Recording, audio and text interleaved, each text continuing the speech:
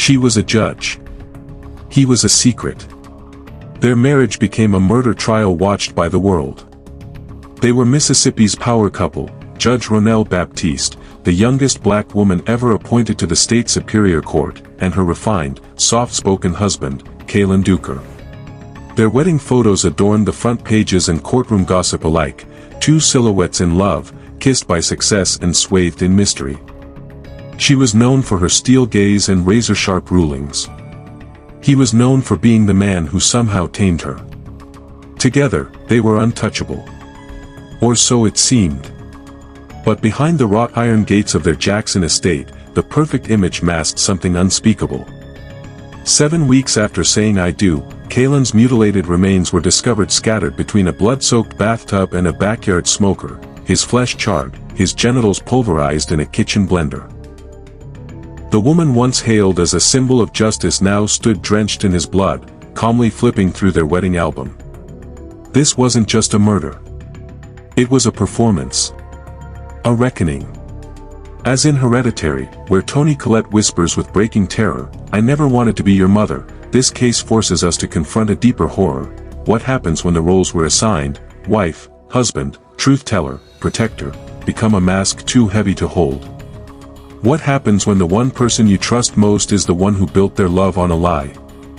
Before we uncover the twisted truth behind Judge Baptiste's shocking crime, like this video and subscribe for more stories about love gone deadly.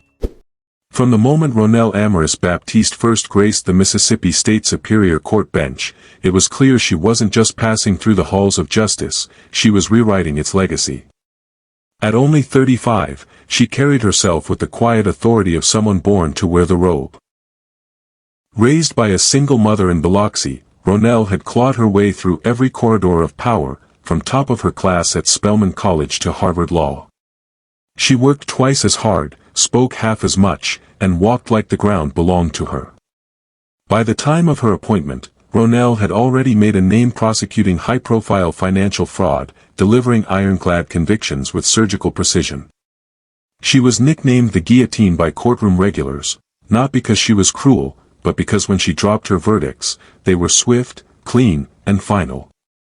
She never raised her voice. She didn't have to. Her eyes did the work, sharp, glassy things that could see through charm, sob stories, and expensive suits. Men twice her age stood when she entered a room.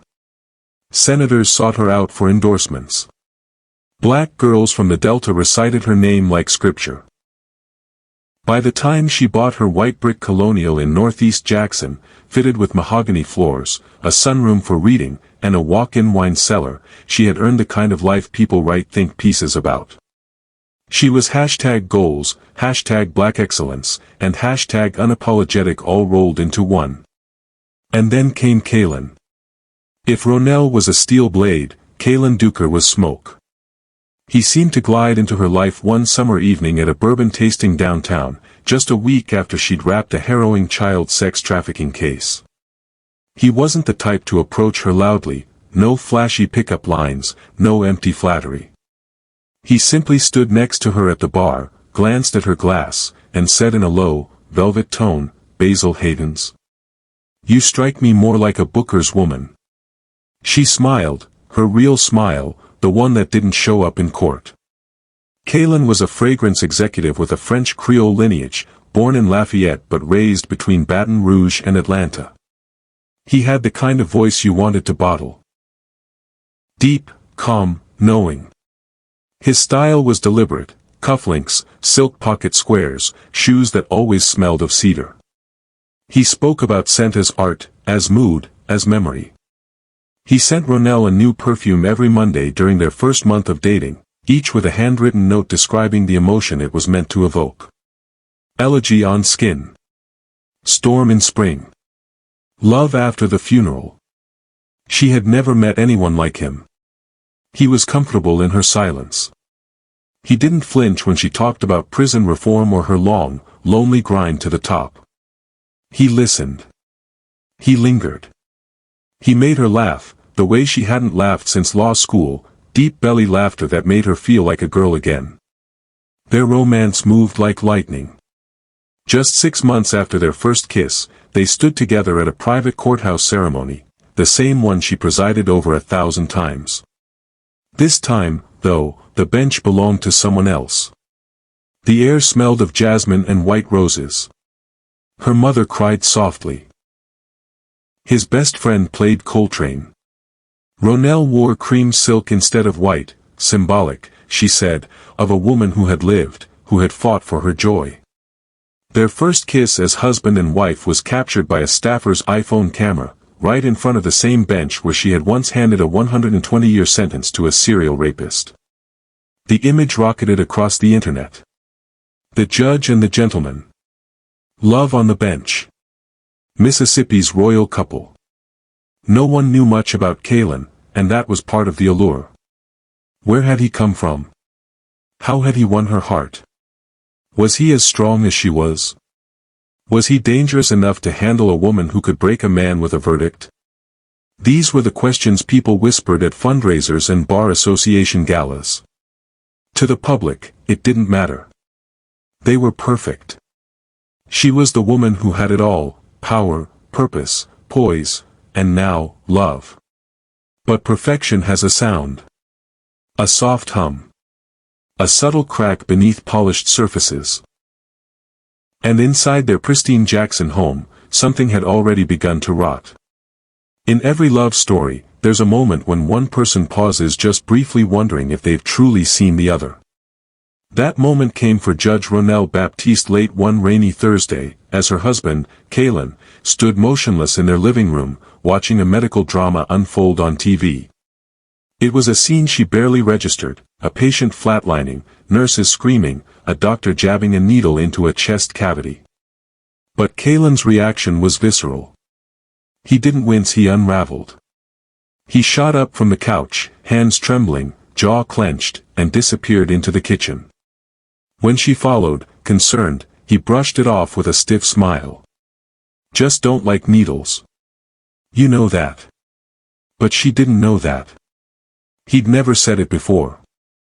It was a small fracture, almost invisible except to someone who'd built a life studying human tells. Still, she let it slide. Everyone has scars. And Kaelonn had always framed his past as a blur of heartbreak and loss. His parents, he'd claimed, had died in a car crash when he was a baby. He was raised by an aunt in Baton Rouge who later died of breast cancer. No siblings. No family close enough to attend their wedding. It's just me now, he'd said during a pillow talk confession. You're my beginning and my end. At first, Rhonelle accepted the mystery. There was something romantic in it, in being the person he trusted after a life of silence. But over time, the mystery hardened into absence. There were no childhood photos, no graduation tassels, no old books with his name scribbled in them. When they passed a veteran memorial one afternoon, he said something cryptic about Fort Benning but changed the subject the moment she asked for details. She had once considered applying for a joint military life insurance plan, until he'd panicked and insisted on private coverage. They dig too deep, he muttered. I hate the VA. That phrase clung to her longer than it should have. The real turning point came not from suspicion, but from renovation. She'd hired a contractor to upgrade the attic into a reading loft. Kaelonn had been unusually resistant, snapping that the attic was his private meditation space. She found that odd. He meditated in the sunroom, not under insulation and dust. Still, she overrode him. Her house. Her money. The crew had barely begun before they called her upstairs. Behind an aging HVAC panel, nailed shut with rusted screws, they'd found a hidden compartment. Inside, wrapped in plastic and duct tape, was a manila folder thick with age. It smelled faintly of bleach and time. Her hands shook as she peeled it open. The first thing she saw was a birth certificate. Name, Kaelonn Ducre. Gender assigned at birth, female. Place of birth, Valdosta, Georgia. Date, August 4, 1983.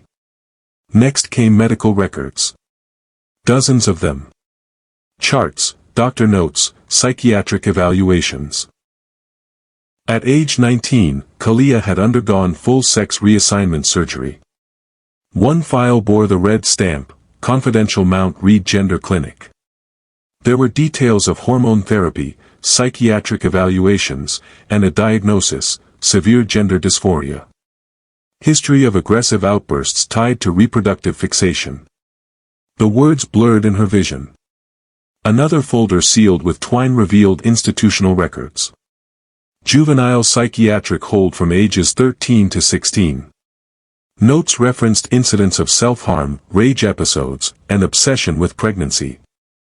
A scrawled psychologist's note read, patient expresses recurring fantasy of carrying a child despite identifying as male. Displays unhealthy fixation on conception and surrogate roles. Then came the allegations. A photocopy of a Georgia University complaint report. Sexual misconduct. Inappropriate touching, coercion, identity deception. The case had been dismissed, lack of evidence.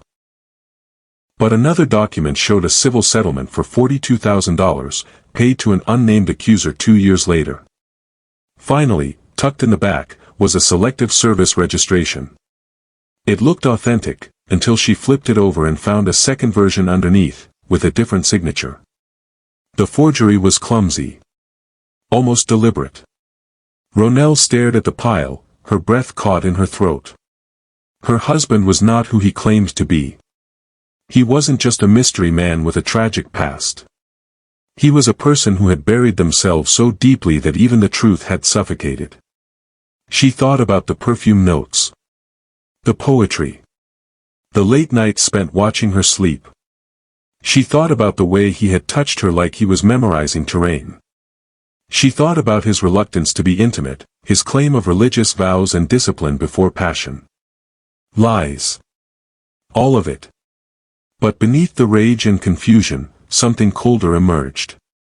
Fear. Who exactly had she married? What else had Kaelonn Ducre hidden? She closed the folder, slid it back into the panel, and said nothing. Not yet. Not until she knew exactly what she was dealing with. Because one truth had become frighteningly clear. The man in her house was a phantom wearing skin.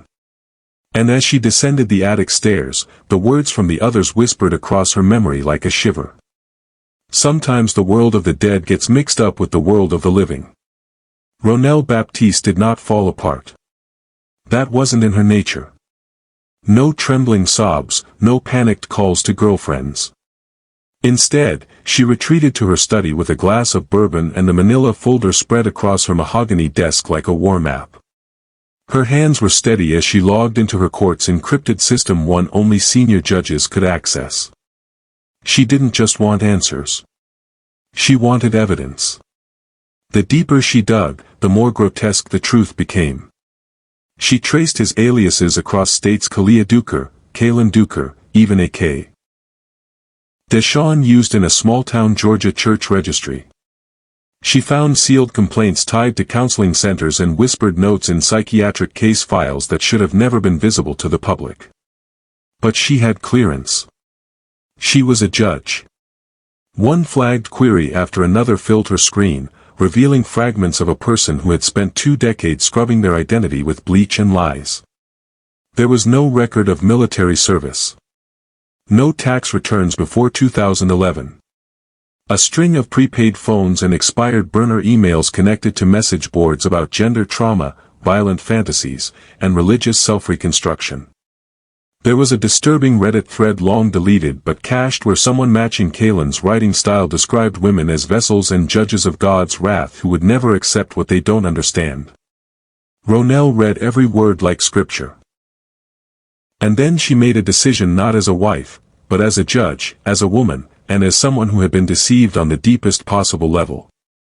She planned it over 3 days. Seroquel.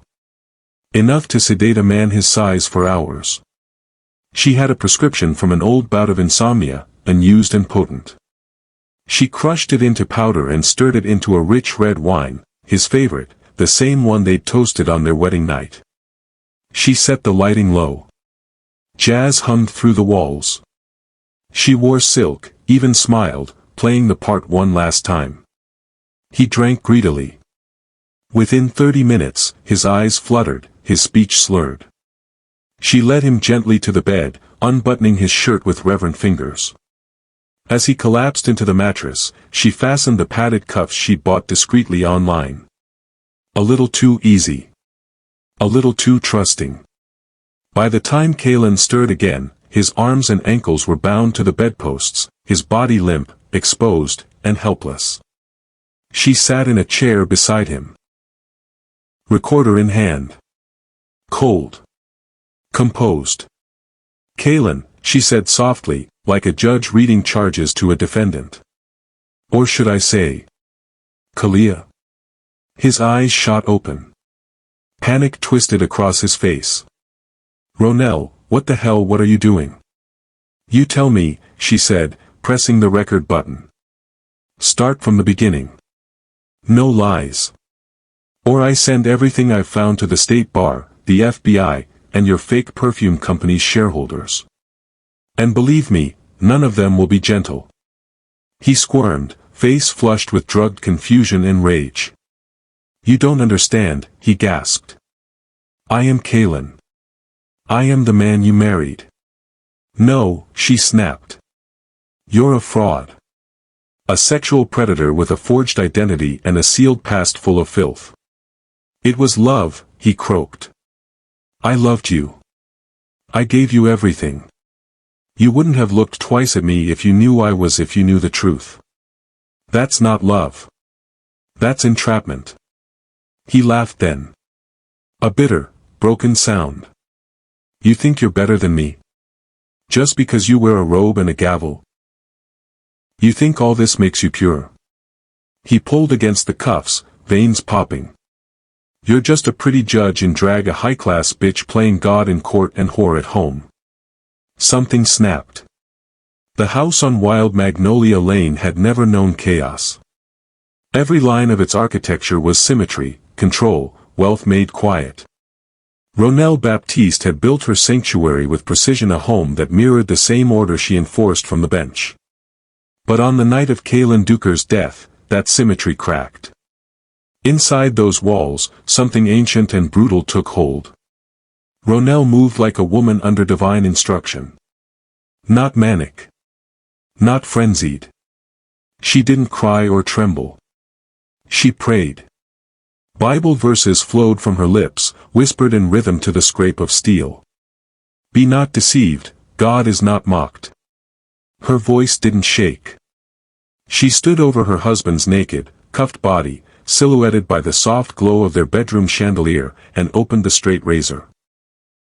The first cut was deliberate, deep across his thigh, and then mirrored on the other. Blood poured onto Egyptian cotton sheets. Kaelonn thrashed weakly, still sedated from the Seroquel she'd slipped into his Malbec. His eyes fluttered, his mouth moved, but no words came. Rhonelle didn't hesitate. She slashed across his chest, then his cheeks, carving a jagged cross over the face she once kissed in front of cameras and courtroom witnesses. Flesh peeled like parchment under her blade. She wiped blood from her brow and continued. He murmured something, maybe her name, maybe a plea, but it was lost beneath the verse she was now repeating, louder, with each pass of the razor, "For the wages of sin is death." Again. And again. Until the bed beneath him was drenched and still. Then came the bone saw. She straddled him and positioned the serrated blade beneath his throat. The grind of metal against bone was slow, screeching, intimate. When she lifted his severed head, she wrapped it gently in a gold and black Versace towel, the same brand they had displayed proudly in their master bath. She kissed his forehead once before placing it aside. The disposal was not rushed. She had prepared for this. She moved his body to the master bathroom, where the tub had already been filled with bleach.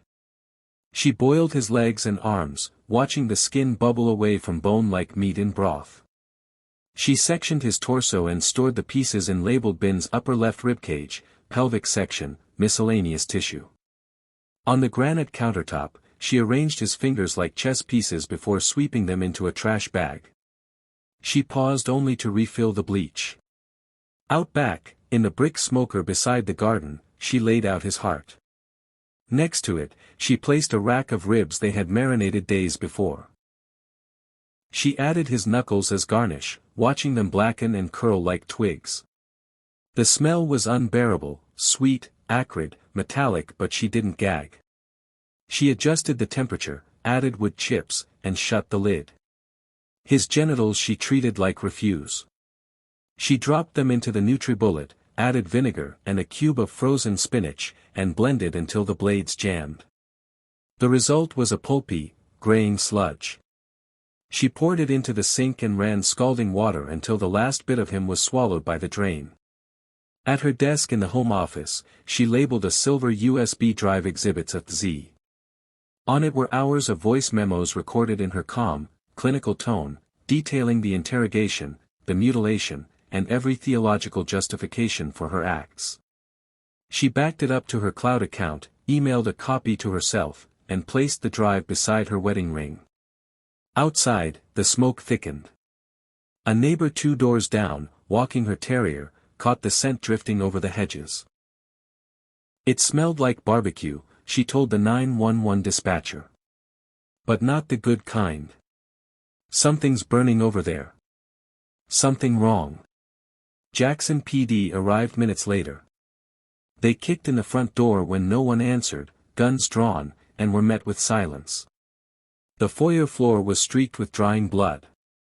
Trails led in multiple directions, up the stairs, into the kitchen, out toward the backyard where the smoker hissed like a dying engine. In the living room, they found her. Rhonelle sat cross-legged on the Persian rug, wearing a white satin robe turned rust-red with blood. The wedding album lay open on her lap. Her fingers were wet with it as she flipped through pages, the kiss, the champagne toast, the dance beneath chandeliers. She looked up slowly, almost serene. "I warned him," she said. "God doesn't like liars." And then she smiled. The arrest was clinical. There were no screams, no lunges, no tearful breakdowns. Rhonelle stood as if she were rising from the bench, hands extended, wrists limp, waiting for the cuffs. Blood had dried in streaks across her neck and arms, and her robe clung to her body like wet silk. The officers didn't speak as they cuffed her, they couldn't. The stench of bleach, burnt meat, and gore clung to every corner of the home, and the silence was pierced only by the low hiss of the backyard smoker still releasing the final breath of Kaelonn Ducre. "I married a ghost," she said as they led her to the cruiser. "And I burned him back to hell." One officer vomited in the rose bushes.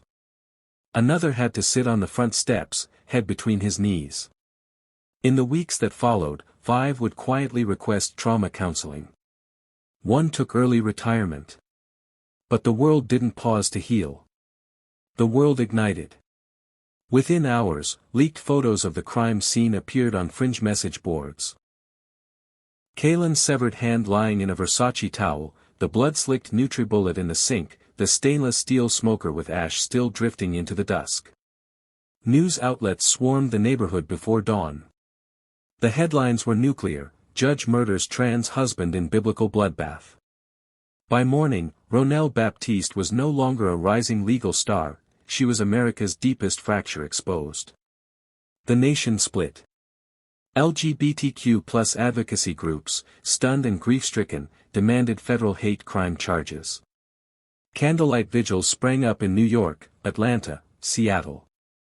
They held signs with Kaelonn's name in pastel hues, his face overlaid with quotes from his fragrance campaigns. "He was light in a broken world," one protester sobbed on live television. She snuffed that out in cold blood.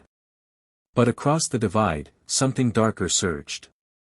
Right-wing pundits, already entrenched in anti-trans rhetoric, seized Rhonelle as a martyr.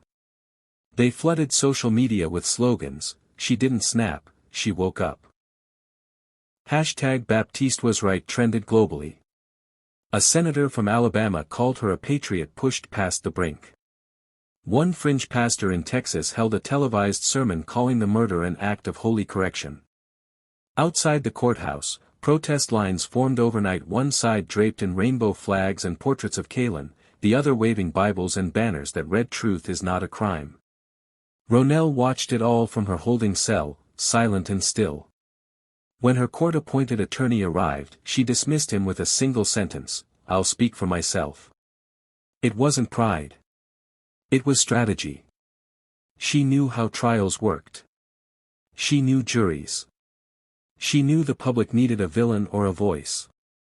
And so, on the day of her arraignment, she walked into court in shackles but with the posture of a queen. Her curls were pulled back, her lips bare of makeup, her eyes dark and unrepentant.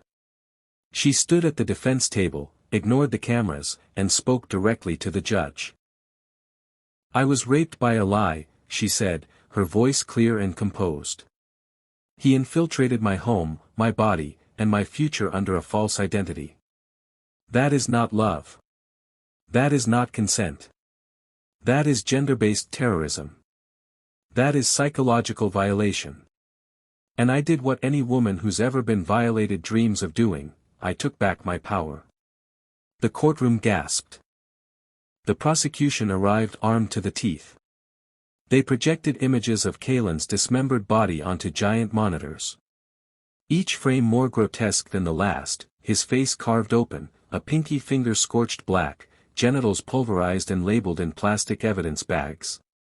They played the audio, her voice low and steady as she narrated the murder into her phone, like she was teaching a law school seminar. "He lied about everything," she said in one recording. "So I'm going to strip him of everything, skin, secrets, soul." The jury flinched. One alternate had to be excused after vomiting in the hallway. The state argued premeditation. They called it a textbook case, the drugging, the handcuffs, the methodical mutilation. The USB drive was damning, labeled Exhibits A to Z, it held her own voice detailing every step of the kill like she was building a case file. They played clips of her voice overlaying footage of the crime scene. She spoke of betrayal like a prosecutorial aria, never raising her tone, never stumbling. They said she was composed because she enjoyed it. But Rhonelle wasn't the kind to shatter under scrutiny. She wore navy suits like armor and braided her hair in tight crowns each morning, looking more like a candidate than a killer. And when it was her turn, she didn't stutter. She turned her cross-examinations into theater. Doctors. Detectives. A forensic psychologist. She tore into them with surgical language and courtroom charisma. She questioned timelines, motives, the chain of custody on photos. One pathologist visibly sweated under her glare. And then she delivered her thesis not to the judge, but to the jury. If a man lies about who he is to gain consent, is that not assault? She asked. If a person hides truth so central it redefines the entire relationship, is that not a psychological weapon? She paced, measured, relentless. "I did not kill a man," she said. "I removed a parasite that wore a man's face. If the law protects identity over honesty, then the law is a fraud. And I won't die by fraud." Some jurors were visibly moved. Others stared at her like she'd stepped out of a horror movie. The closing arguments lasted 6 hours. The gallery was standing room only. Her final words before deliberation, "I did what the law was too afraid to do, hold deception accountable." The jury deliberated for 17 hours. 17 hours of silence. 17 hours while the nation held its breath, while hashtags lit up every corner of the internet, while cable news played countdown clocks like it was New Year's Eve. When they returned, the foreperson's voice cracked. "Guilty of second-degree murder." Rhonelle blinked. Just once. Sentenced to 32 years without the possibility of parole. She stood, tall and silent, as the cuffs clicked around her wrists. No tears. No gasps. Just a slow, almost imperceptible smile. Outside, a protester set himself on fire. Another clapped. And America divided, breathless, enthralled, kept watching. This wasn't just a case file or a headline, it was a reckoning. Rhonelle Baptiste's descent from respected judge to calculated killer didn't unfold in a vacuum. It was the collision of identity, illusion, and control. Kaelonn, the man with no past, built his life on omissions. Rhonelle, the woman of order and judgment, unraveled when that truth shattered her illusion of control. Together, they were a ticking bomb, their marriage a courtroom sealed in silence until the gavel fell in blood. Rhonelle didn't just kill a man. She exposed a wound in the nation's psyche, a fault line splitting belief from identity, consent from concealment. Was she a victim of deceit or an executioner of her own design? Her voice, chilling in its clarity, turned a homicide into a manifesto. And in doing so, she forced us all to ask, how much truth do we owe the ones we love? And when that truth is violated, who gets to deliver justice? Was she justified in feeling betrayed, or did she weaponize the law to excuse a monstrous act? Can deception ever justify destruction? Those questions don't come with easy answers. That's what makes this case unforgettable. That's what makes it terrifying. If this story shocked you, like and subscribe for more true crime tales where love and lies collide in the most tragic ways imaginable. Because sometimes the most brutal crimes don't begin with blood but with trust.